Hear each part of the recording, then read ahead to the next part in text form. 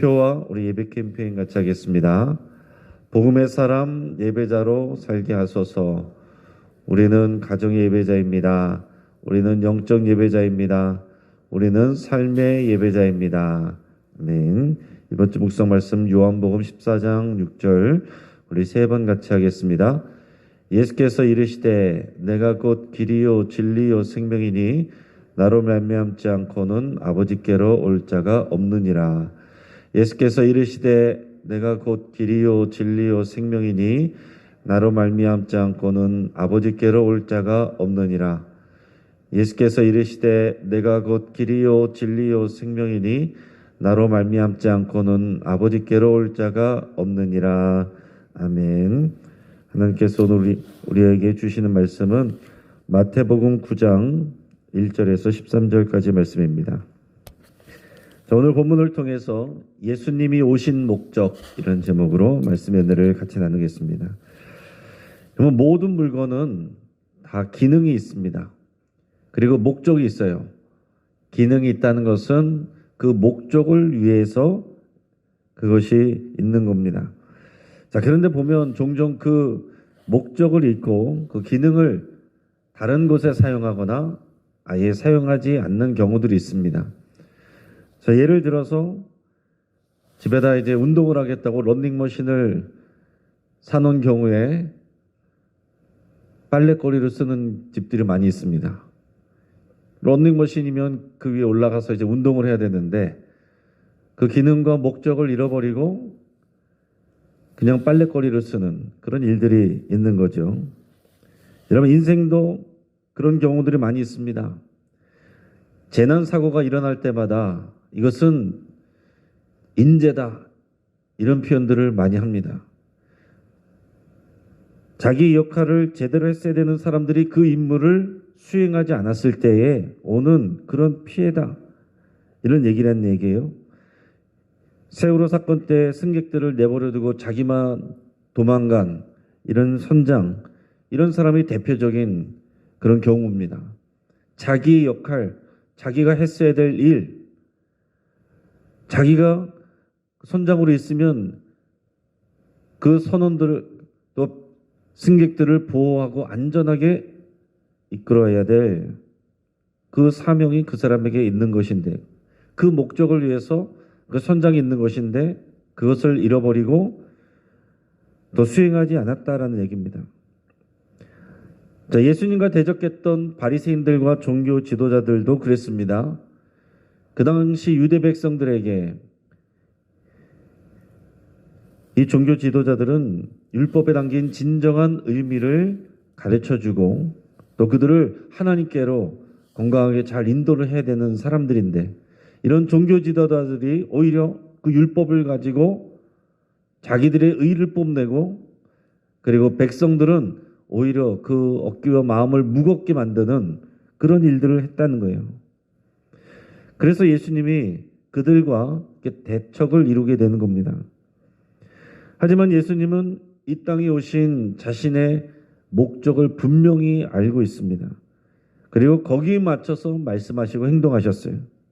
자, 오늘 본문을 통해서 예수님이 이 땅에 오신 목적을 우리가 올바르게 이해하고 그리고 그 목적이 바로 우리를 위한 것이었음을 또한 이해하고 감사하며 또 우리의 삶이 이 땅 가운데 하나님께서 우리를 보내신 목적이 무엇인지를 깊이 생각하고 그 말씀을 따라 순종하시는 저 여러분 되기를 바라고 축복합니다.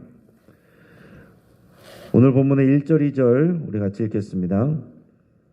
예수께서 배에 오르사 건너가 본 동네에 이르시니 침상에 누운 중풍병자를 사람들이 데리고 오거늘 예수께서 그들의 믿음을 보시고 중풍병자에게 이르시되 작은 자야 안심하라 내 죄 사함을 받았느니라. 아멘. 자, 여러분, 예수님이 앞에서 이 가다라 지방을 떠나서 다시 본 동네에 왔다. 그러니까 예수님이 사시던 지역 또 일하시던 지역 그 가버나움 지역으로 오셨다는 얘기예요. 자, 예수님께서 오셨다는 소식을 듣고 또 사람들이 예수님께로 몰려들었는데 그 중에 어떤 사람이 있었습니까? 몇 사람이 중풍병자를 그 침상째로 들고서 예수님 앞으로 데리고 나왔습니다. 자, 마가복음과 누가복음에 보면 좀 더 자세히 설명이 되어 있죠. 그 친구들이 이 중풍병자를 침상째에 데리고 와서 사람들이 너무 많기 때문에 지붕으로 올라가서 지붕을 뚫고 그리고 줄을 달아서 내렸다. 그렇게까지 설명을 하고 있습니다. 그런데 오늘 마태복음에 보면 그런 내용은 구체적인 내용은 빠져 있어요. 자, 그것은 아마도 이 독자들의 시선이 지금 오직 예수님께 집중하기를 바라고 있는 것 같습니다. 그러니까 오늘 우리의 시선도 다른 부수적인 것이 아니라 오직 예수님께로 여러분 집중되기를 바랍니다. 자, 예수님께서 어쨌든 그들의 믿음을 보시고 기특하게 여기셨습니다. 그리고 중풍병자에게 말씀을 하시게 되고 역사를 하시게 되는데, 근데 예수님이 하신 말씀은 그 사람들이 중풍병자를 데리고 왔던 사람들, 또 중풍병자가 원했던 사람들, 그 중풍병자가 원했던 그 사람들의 말이 아니었어요. 그들은 예수님께서 치유를 선포하시고 일어나 걸어라 이런 말씀을 하시기를 원했는데 예상치 못한 말씀을 하셨습니다. 무슨 말씀하셨어요? 작은 자야 안심하라 네 죄사함을 받았느니라 이런 말씀을 하셨습니다. 그러면 병치유를 위해서 나온 사람들에게 또 그것을 기대한 주변의 사람들에게 있어서 이 말씀은 생뚱맞은 말씀입니다. 자, 여기서 작은 자야라 했는데 이 작은 자라는 말은 다정하게 부르는 표현입니다. 그러니까 아들아 하는 이런 정도의 느낌이에요. 그러니까 지금 예수님은 긴장하고 있는 중풍병자를 안심시키면서 네 죄사함을 받았다. 너의 죄사함을 받았다라고 말씀하고 있습니다. 여러분 복음서에 보면 예수님께서 병을 치료하시는 그런 방법은 다양합니다. 정해져 있는 게 아니에요. 어떤 경우에는 말로만 치유하실 때도 있고 어떨 때는 손을 잡아 일으키실 때도 있고 어떨 때는 진흙에 침을 발라서 개어가지고 눈에다가 바를 때도 있고 다양하게 하셨습니다. 또 어떤 경우에는 귀신을 쫓아내는 일을 하셔서 그것을 통해서 치유를 하실 때도 있습니다. 자, 그 사람의 상황에 따라서 예수님께서 다르게 역사하셨다는 얘기입니다. 근데 오늘 이 자리에서는 특별하게 몸의 치유를 말씀하지 아니하시고 죄 사함을 선포하셨다라는 얘기입니다. 그러니까 아무래도 이 중풍병자의 이 병이 이 사람의 죄와 연결되어 있는 것이 아닐까 우리가 그런 생각을 합니다. 그리고 더 중요한 것은 예수님께서 이 땅에 왜 오셨는지 그 목적을 이 일을 통해서 분명하게 나타내시고자 하는 그 의도가 분명히 있어요. 자, 우리들이 들을 때 예수님께서 네 죄 사함을 받았다 하는 것이 우리의 큰 문제가 아닙니다. 우리들이 느끼기에는 좀 생뚱맞다라는 정도지만은 그 당시에 있는 옆에 있는 이 바리새인들과 같은 종교 지도자들의 입장에서는 굉장히 충격적인 그런 말씀입니다. 왜냐하면 죄를 사한다. 우리가 잘못한 사람에게 용서하는 그런 정도가 아니고 죄를 사한다. 죄를 없게 해주는 이런 것은 하나님이 하시는 일이거든요. 그런데 사람이 죄를 사한다라고 선포를 하는 것은 이것은 마치 내가 하나님이다라고 말하는 것과 똑같은 것입니다. 그 옆에 있는 종교 지도자들 바리새인들의 입장에서 보면 어이가 없는 거예요. 그러면서 오늘 본문에 보면 속으로 저 사람이 뭔데 자기가 죄를 사한다고 말하는가 이런 생각을 했습니다. 그러니까 예수님께서는 그 사람들의 생각하는 것을 다 파악하시고 그들에게 말씀하시기를 너희가 악한 생각을 하고 있다라고 이렇게 꾸짖으셨어요. 그리고는 중풍병자를 고쳐주십니다. 그러면서 예수님이 이 땅에 오신 목적을 말씀하세요. 오늘 우리가 관심 가져야 될 것은 예수님이 이 땅에 오신 목적이 무엇인가 거기에 관심을 가져야 됩니다. 5절에서 8절까지 말씀을 우리 같이 읽겠습니다. 내 죄사함을 받았느니라 하는 말과 일어나 걸어가라 하는 말 중에 어느 것이 쉽겠느냐. 그러나 인자가 세상에서 죄를 사하는 권능이 있는 줄을 너희로 알게 하려 하노라 하시고 중풍병자에게 말씀하시되 일어나 내 침상을 가지고 집으로 가라 하시니 그가 일어나 집으로 돌아가거늘 무리가 보고 두려워하며 이런 권능을 사람에게 주신 하나님께 영광을 돌리니라. 아멘. 자, 예수님께서 말씀하시면서 죄사함을 받았다라고 말하는 것과 일어나 걸어가라 라고 하는 말 중에 어느 것이 더 쉽겠느냐? 죄사함을 받았다라고 말로 하는 것이 더 쉽죠. 왜냐하면 일어나라 걸어가라 하는 것은 당장 눈앞에서 이 일이 일어나야 되는데 만약에 그 일이 일어나지 아니하면 굉장히 그 신뢰를 잃어버리고 비판을 받을 것이기 때문입니다. 이 질문을 하시고서는 예수님께서 곧바로 중풍병자를 치유하셨습니다. 일어나 침상을 들고 내 집으로 가라. 자, 그러면서 예수님이 이 일을 통해서 무엇을 보여주시려고 하는 겁니까? 그것은 지금 죄를 고치는 권능보다 세상에서 죄를 사하는 권능, 이것이 예수님에게 있다는 것을 보여주시고자 하는 거예요.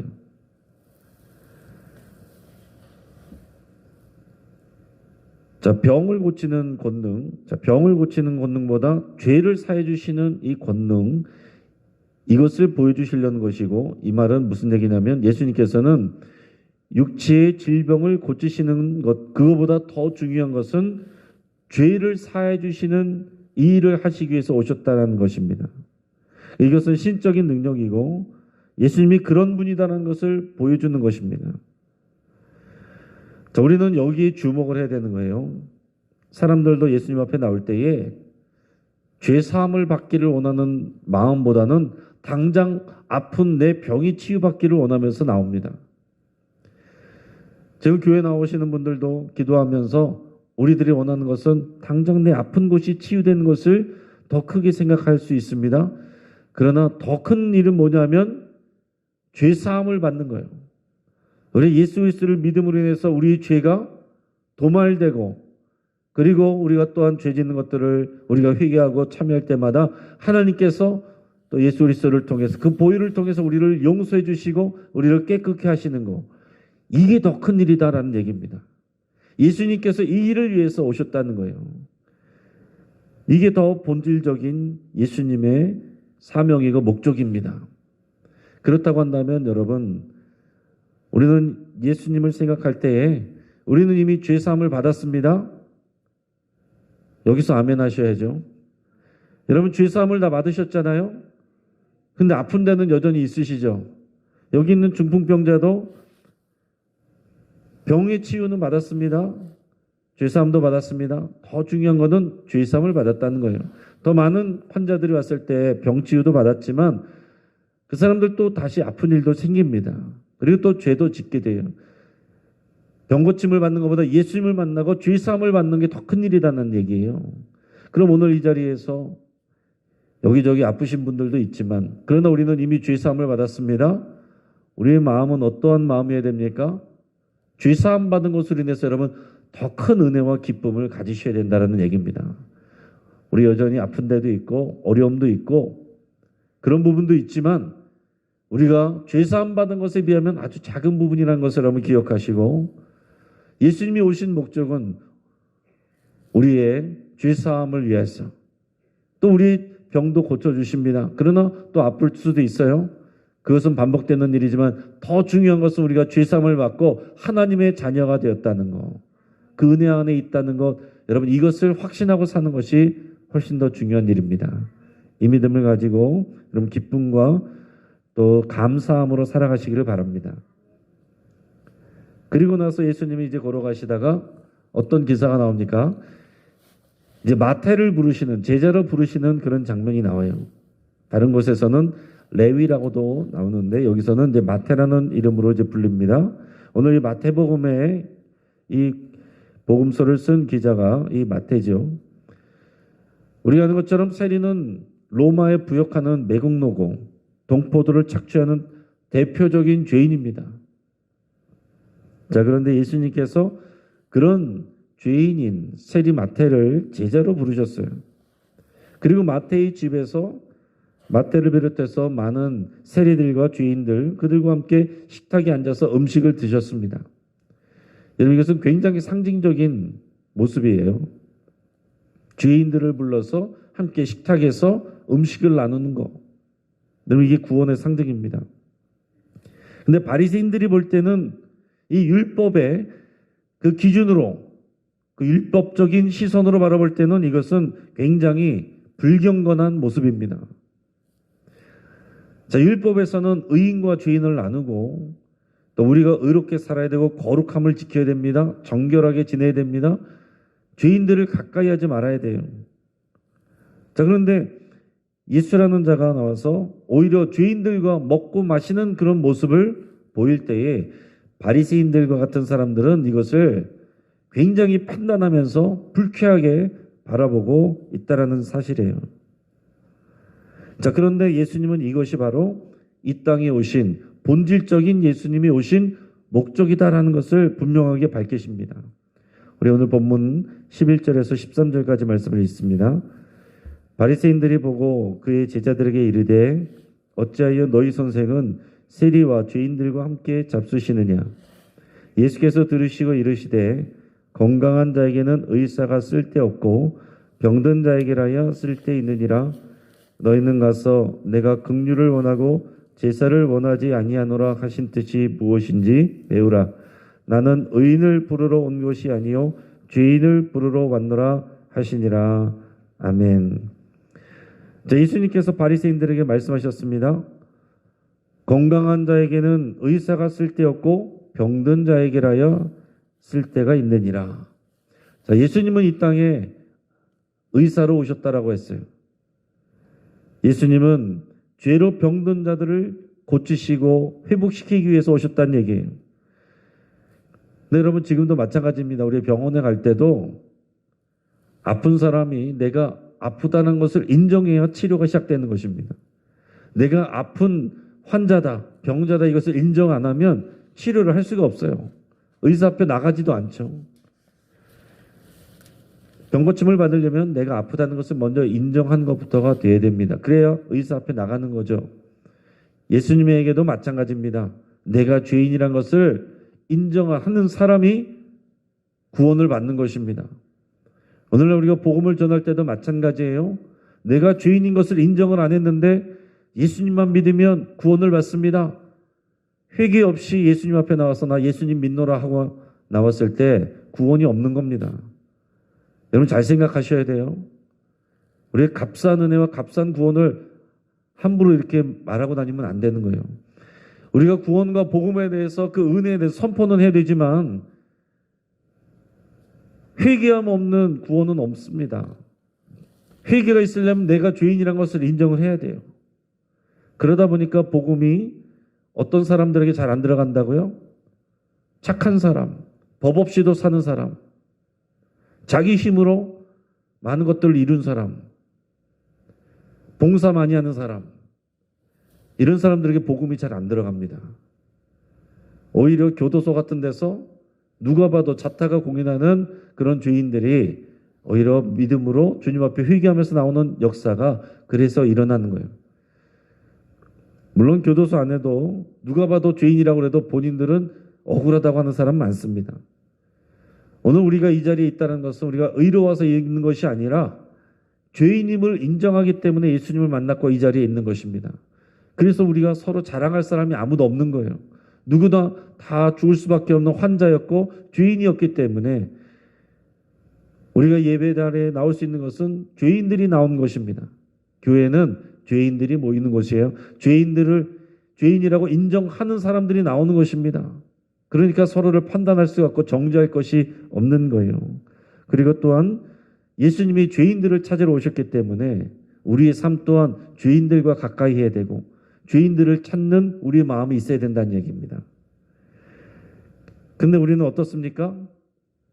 우리는 아무래도 깨끗한 사람, 건강한 사람, 의로운 사람, 수준 있는 사람, 교養있는 사람, 그런 사람들과 함께 있기를 원하죠. 그리고 죄인인 사람, 흠이 있는 사람, 그런 사람 있으면 가까이 하기를 싫어하고 그런 사람에 대해서 수근수근하죠. 교회 안에서도 이런 일이 있을 수 있습니다. 그것은 뭐예요? 예수님이 죄인을 찾으러 오신 그 목적 때문에 우리가 만났고 구원을 받았는데 그러면 우리는 예수님을 따라가는 제자들이고 우리는 예수님과 같이 죄인을 찾는 마음이 있어야 되고 죄인들과 함께 해야 되는데 우리는 오히려 사람들을 판단하고 정죄하고 멀리하고 저 사람은 어떤 죄가 있어? 저 사람은 뭐가 나빴어? 이러고 있다고 한다면 우리가 바리새인의 모습이 되어 있다라는 얘기입니다. 은혜 받은 이 세리와 죄인들이 다른 세리와 죄인들을 판단하고 비난하고 경멸한다면 그것은 책망받을 일이겠죠. 오늘날 우리도 마찬가지라는 얘기입니다. 예수님께서 하신 이 말씀 우리가 또한 새겨야 되는 거예요. 병든 자에게 에라야 쓸 때가 있느니라고 하신 말씀 가운데 주여 내가 병든 자였고 주여 내가 죽을 수밖에 없는 죄인이었습니다. 예수님이 이런 나를 구원하시기 위해서 나를 고치시기 위해서 이 땅에 오셨습니다. 이 고백으로 인하는 감사가 있어야 되고 그렇기 때문에 우리는 죄인들을 향한 연약한 자들을 향한 실수하고 넘어지는 자들을 향한 주님의 마음이 있어야 된다는 사실입니다. 그래서 예수님께서 무슨 말씀을 하셨냐면 호세아 말씀을 통해서 진정한 하나님의 뜻이 무엇인지를 가르쳐 주십니다. 호세아서 6장 6절 제가 읽어드립니다. 나는 인애를 원하고 제사를 원하지 아니하며 번제보다 하나님을 아는 것을 원하노라. 아멘. 이미 예수님이 오시기 전에 구약성경에서 선지서를 통해 하나님이 이렇게 말씀하신 거예요. 많은 형식적인 제사보다 내가 원하는 것은 여호와 하나님을 알고 이것은 경험하여 인격적으로 아는 거예요. 그리고 인애를 베푸는 것, 하나님의 사랑, 하나님의 자비, 하나님의 긍휼 이것을 베푸는 것이 하나님의 뜻이지. 사람들에게는 평가하고 판단하고 미워하면서 제사만 많이 드리고 나는 의롭다라고 하는 것. 하나님이 원하시는 것이 아니다. 이것을 너희가 알지 않느냐? 이것을 깨닫지 못하느냐? 예수님께서 그렇게 말씀을 하시는 겁니다. 바리새인들은 누구보다도 율법을 지키고 율법을 가지고 누가 죄인인가 누가 의로운가 이것을 판단하는 일에 관심을 가졌지 죄인들을 긍휼히 여기는 마음을 갖지 않았다는 사실입니다. 세리 마태를 바라보면서 예수님은 어떤 마음이에요? 잃어버린 영혼, 저 영혼을 찾아야 되고 저 영혼도 예수님의 제자가 되고 하나님 나라의 일꾼이 될 수 있다는 그 하나님의 시선으로 사랑과 자비의 눈으로 바라보는데 바리새인들은 저 죄인,